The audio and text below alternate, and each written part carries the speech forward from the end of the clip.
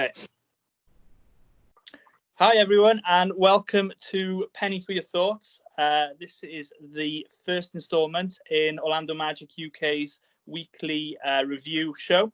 So what we're going to do is just have a little look at the week ahead for the Magic and discuss what we've seen in the week leading up to this show. So I'm joined by my two friends, Paul Bacon and Mikey Clark, who, along with me, form the three-headed Orlando Magic UK page. So, how are your hangovers, boys? All good here. All good here. Not too much celebrating of Leeds getting the championship. Well happy. And Liverpool only winning the Premier League title, so it's not a big deal, is it, really? No. There's nobody there to witness it. Never mind. My celebration about 2 weeks' time when Cardiff promoted to the Premier League. So I look forward to those. Oh, right. Swansea out, mate. Right, let's have a little look on what's on the agenda this week. So we're going to have a little chat about the bubble. We're going to have your thoughts on the first game of the scrimmages against the Los Angeles Clippers last night, and a little look ahead at the other two games against the LA Lakers and the Denver Nuggets. So, guys, thoughts on the bubble so far? Personally, I think they've done an amazing job. You've got to put huge credit to the NBA, Adam Silver and Disney for what they've done. Producing quality training courts, giving the players every opportunity to get back into the game, and then the courts that they were playing on last night, it's working really well. I think it's fantastic. Great way to get the basketball back. Yeah, completely agree, Paul. I mean, if the NBA couldn't pull it off, nobody's going to pull it off. It's a bit of a funny subject for us, G, isn't it? Because the Lakers and teams like that are staying in the hotel we should have been staying in when we were going to Orlando in March. But no, everything they're doing, from testing the players every day and making sure that they're trying to keep everything as confined as possible and avoid any potential outbreak at the moment, seems to be going really well. Yeah, that's right. And it's nice to know that the Magic have had a clean bill of health thus far, with Markel Fultz joining the fold just over the weekend. We, of course, didn't see him participate yesterday, along with Jonathan Isaac. So the Magic dropped last night's game 99-90 to the LA Clippers in the first scrimmage. How do you think the boys played? Go on, G. Go on, Mikey. Do you want to go first? I think for the first outing, I think it was a difficult situation to really get a grasp on how we thought the game was going to look. Not only have they had to adapt to playing in what's essentially a basketball court in a studio, you got the conditioning side of it and knowing what sort of level the players are at coming into it, because they've not played for 3-4 months. But I think if you look, Vooch was sharp last night. Was it 18 and 10? I think he finished with. Yeah. I thought Aaron Gordon had a point to prove last night. Every time the ball touched his hands, it felt like he wasn't going to pass to anybody else, and he was just going to shoot. I think Aaron's going to have a really good next few months going into the playoffs. I think he might just be our best player, like the run to the end of last season and the playoffs was as well. But score-wise, it doesn't matter, does it? Let's be honest. It's all about getting their conditioning and adjusting to the new situation. Yeah, completely agree. Score-wise, not really worried. The only concern from my point of view was the shooting. Long-distance shooting wasn't good again. Let's be honest, they've been a long while. Hopefully that is something that we pick up, because we've gone into the hiatus with the number one ranked offence in the NBA, and it's a shame that we've got broke up at that point, because we were flying. We were absolutely flying at that point. I thought, like you say, Vooch looked really good. I liked the fitness that a lot of the players had got. They looked to be in good condition. It was good to see the squad players get a run out, just to get them a few minutes, just in case we need them at any point in the future. But I think we all know the core of 11 players that we're going to be seeing. Michael Carter-Williams, again, I thought was fantastic. He had a cracking game. Full on energy, that boy. Yeah. So just have a little look at the box score. So the Magic shot 45% to the Clippers 54%. You were talking about the long ball not going down. Evan Fournier particularly didn't shoot the ball very well. Terence Ross did. So you said, yeah, Vucevic 18 and 10 in 21 minutes. Aaron Gordon 13 and 7 in 21 minutes. And like what you said, Mikey, it didn't seem like you wanted to pass the ball, but I did like how aggressive Aaron was. Carter Williams finished with 16 points and is always a handful, high energy guy. Terence Ross then with 14. Yeah, like you said, it was a run out. It was nice to see the boys play again, for them to get their conditioning up. Result didn't matter. The only thing I was a little disappointed was seeing Mo Bamba only play 6 minutes and a bunch of his minutes going to Ken Birch. Not that that's a problem, but you know, Bamba's been with us now 2-3 years. Number five pick in the draft. I think it was the 5th, yeah. And he just want a bit more output, or just to see a little bit more. He may come on. What do you think? What do you think, guys? I think. Go on, Paul. Go on, Mikey. Go on. I was just going to say, I think just take one game at a time with Mo. He's put on a ton of weight. You can see that just by looking at him. He's gained a lot of muscle during the break.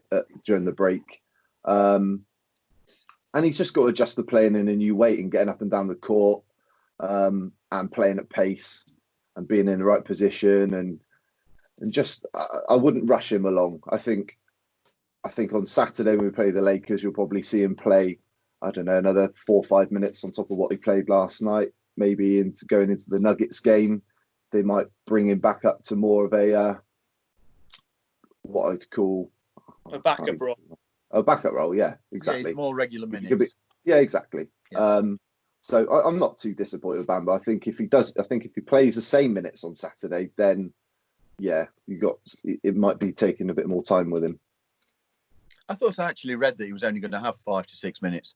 Anyway, I thought they'd said that pre-game, so they're clearly aware of the issues that he's had with injuries. No point in risking somebody at a pointless scrimmage game. And that if there is anything I would take away from last night's game, it's everybody came through unscathed. They got some minutes in, they got some fitness, and we came away with no injuries. That's all we can be hoping for, really. It would have been nice to see a W, but not too worried.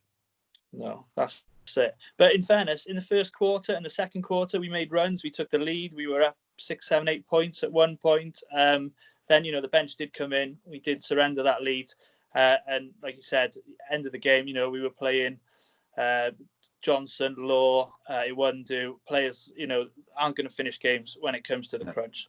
So, absolutely.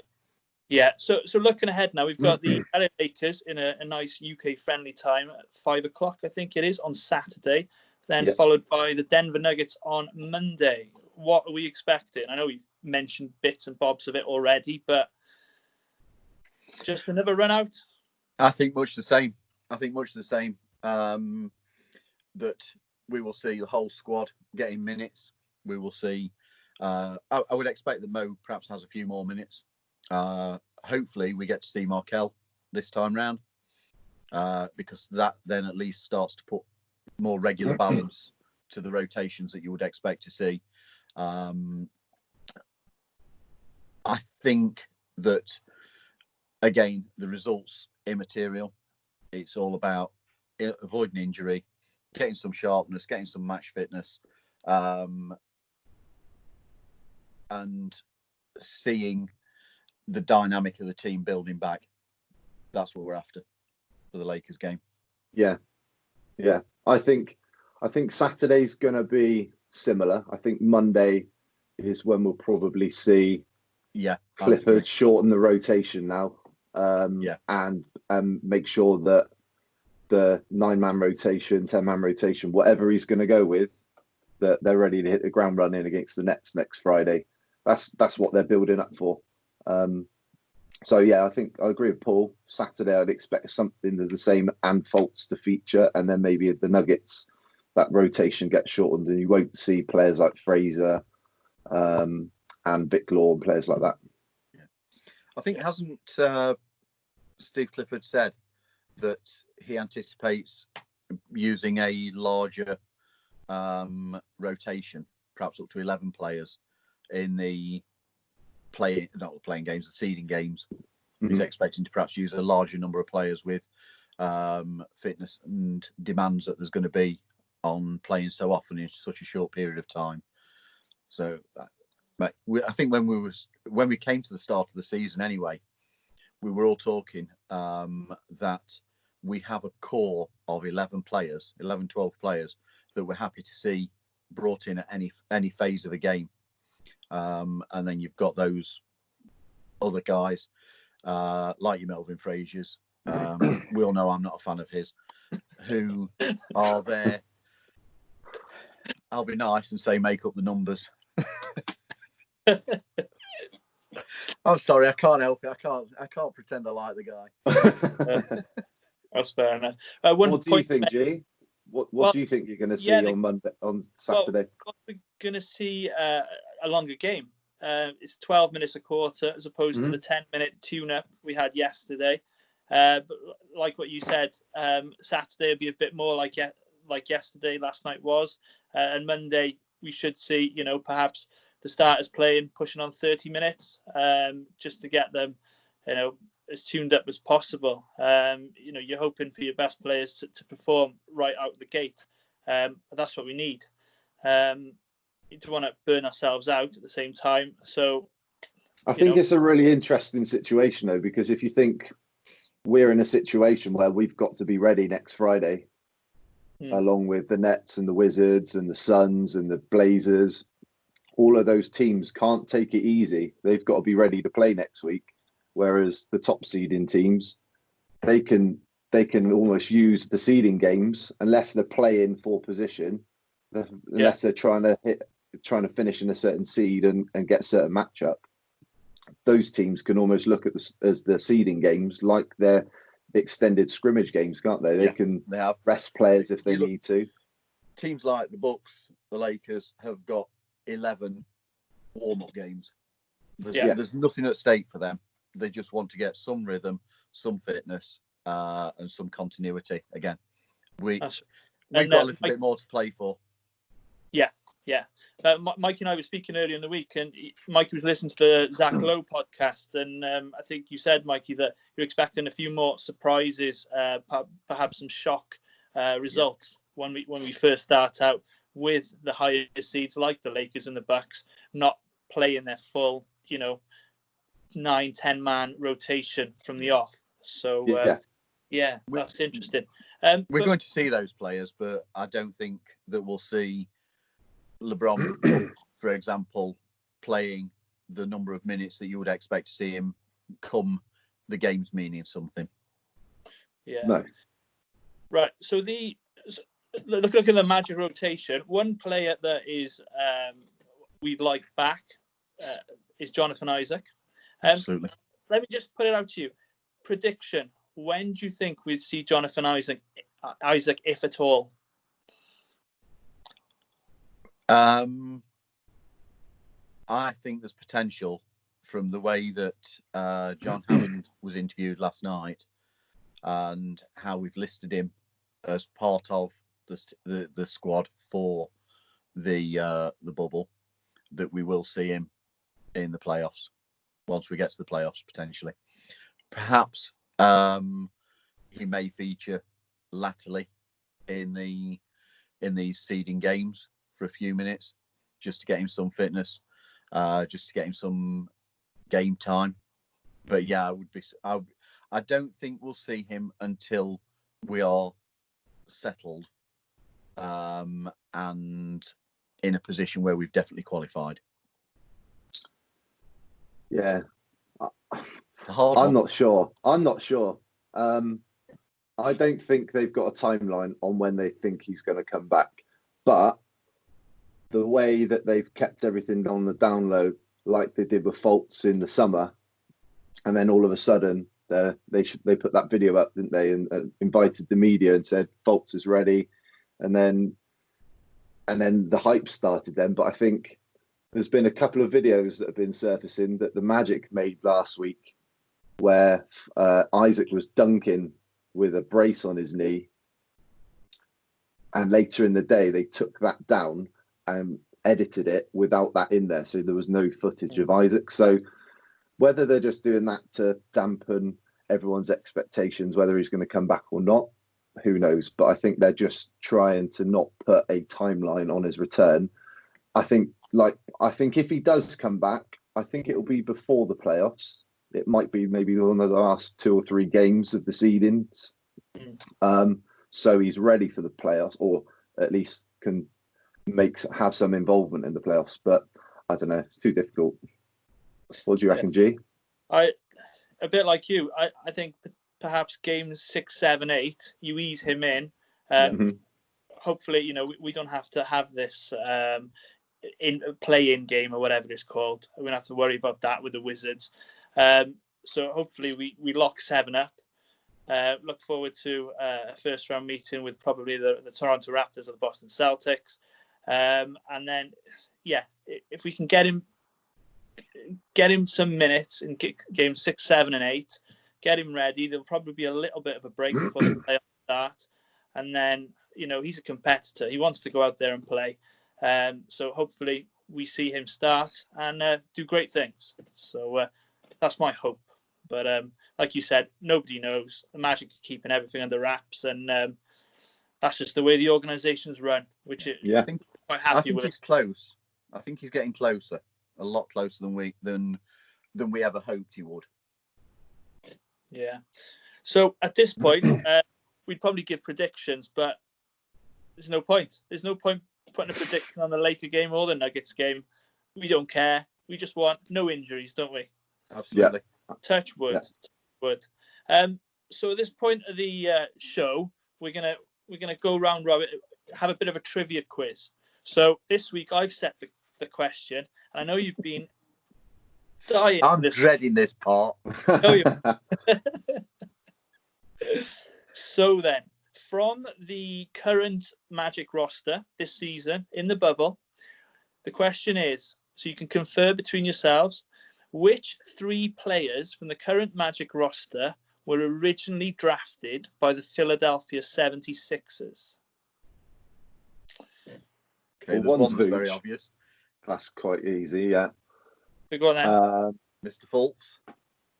Mr. Fultz.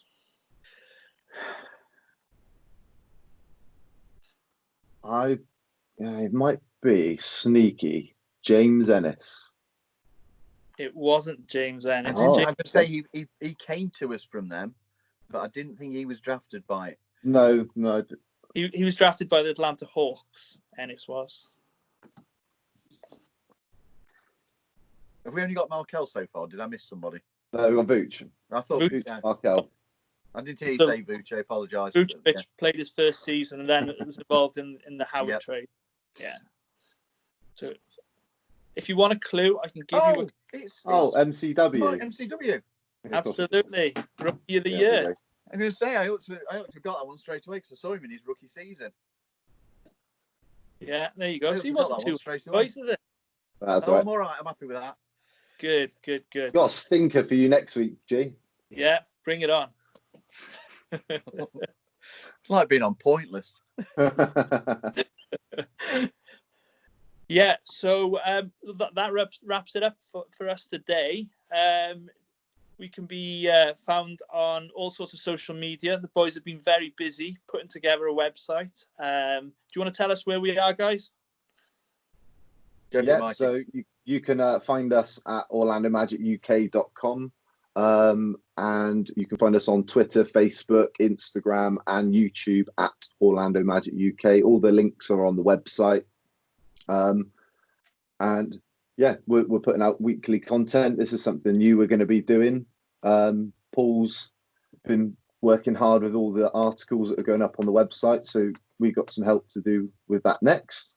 I'm just doing a quick one. I'm doing one at the moment for last night's game as well. Just putting a little bit of something out. That'll be up later on. Yeah, awesome. Brilliant. No, thank you for your time, gentlemen. And Excellent, guys. See you guys next week. Pretty soon. Thank you very much. See you guys.